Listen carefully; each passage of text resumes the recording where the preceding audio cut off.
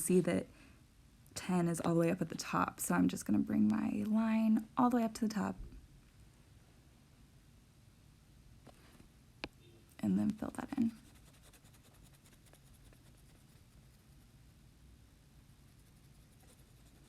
Okay, that looks pretty nice.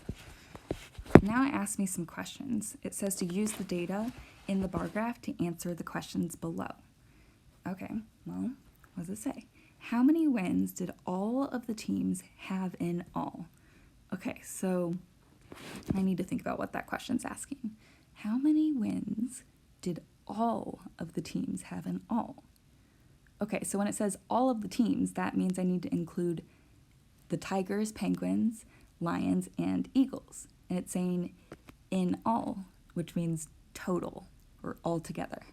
So what I'm going to do is I'm going to start adding those numbers together to figure out how many total wins there are. I'm going to start adding 10 plus 9 first. I just like those numbers. Okay, so 0 plus 9 is 9. 1 plus nothing is 1. Okay, so I have those two added together. Now I still need to do the 3 and the 6. Well, I'm just going to add my 3 to my 19, sorry. So 9, 10, 11, 12. Carry your 1 up.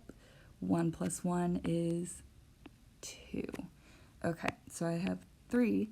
Now I still have 1 more to go. So I'm running out of room. I'm going to write it back up here. 22 plus 6 is my last number.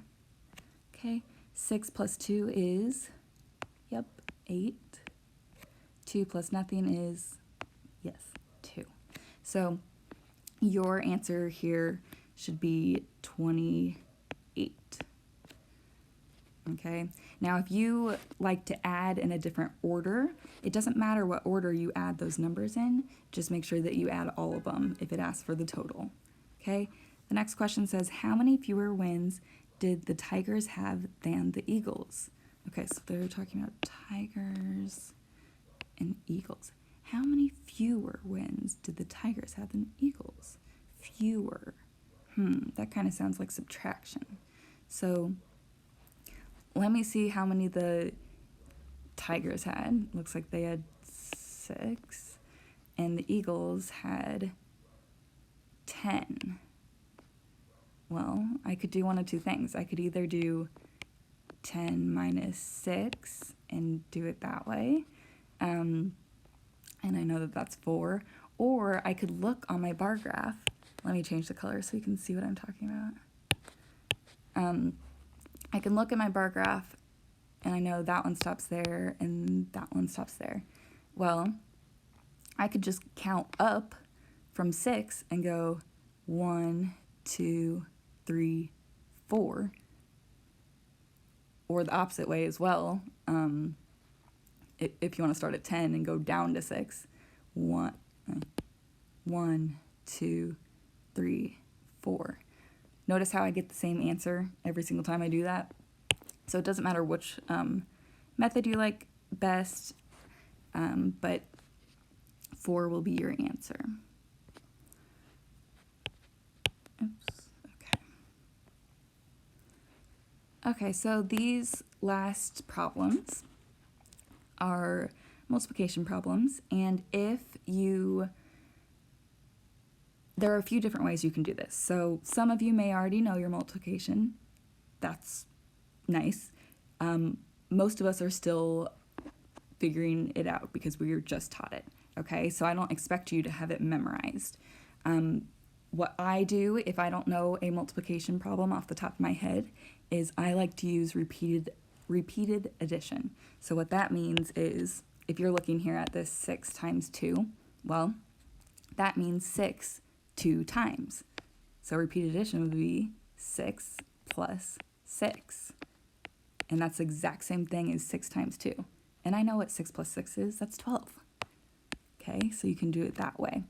Or if you like counting by 2s, like counting up by twos, you could count by twos and go 2, 4, 6, 8, 10, 12.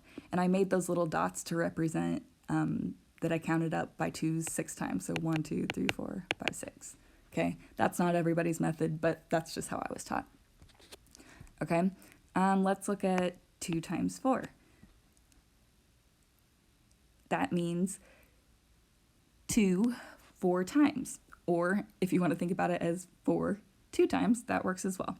So that seems a little bit easier. Let's do 4 plus 4. 4 plus 4 is 8.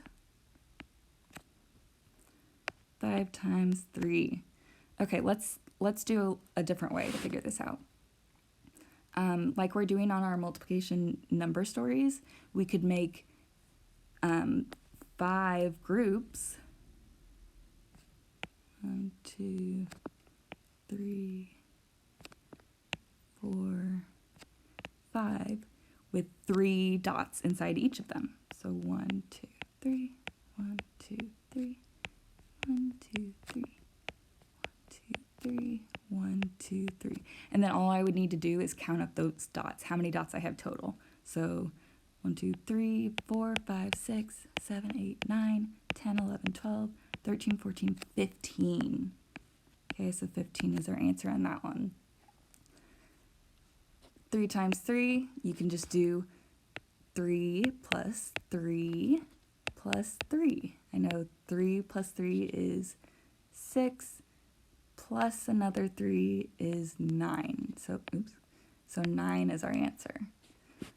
With our tens, you can just count by tens to get to your answer. So it's 10 plus 10 plus 10 plus 10. So 10 4 times. So 10, 20, 30, 40.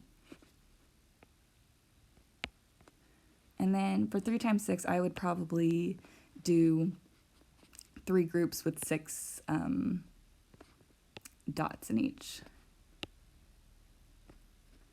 1, 2, 3, 4, 5, 6. 1, 2, 3, 4, 5, 6. 1, 2, 3, 4, 5, 6. Okay, so there's 6, 6, 6. So that would be 12 here, and then another 6 added on to 12 would be 18. So 18 is our answer. It says, how did you solve 5 times 3? Well, if you use this method right here, you could say, I made 5 groups with 3 dots in each group. And that would be a perfectly good answer. Okay, so that was all that you guys did yesterday. If you happen to want to go on and let's say you did the whole packet yesterday or the study guide yesterday, that's great. I will be reviewing the second half answers tomorrow before the assessment. So if you were one of those people that finished everything, make sure you check over your work with my answers that I just showed you right now. And then you can go and do some triangle flashcard practice, like how I showed you to hold your thumb over one of the numbers and try to figure out some multiplication and division problems. But you do not need to do the fact triangles unless you finished all of your work or all of the packet from today. Like if you already turned it in and it's fully complete.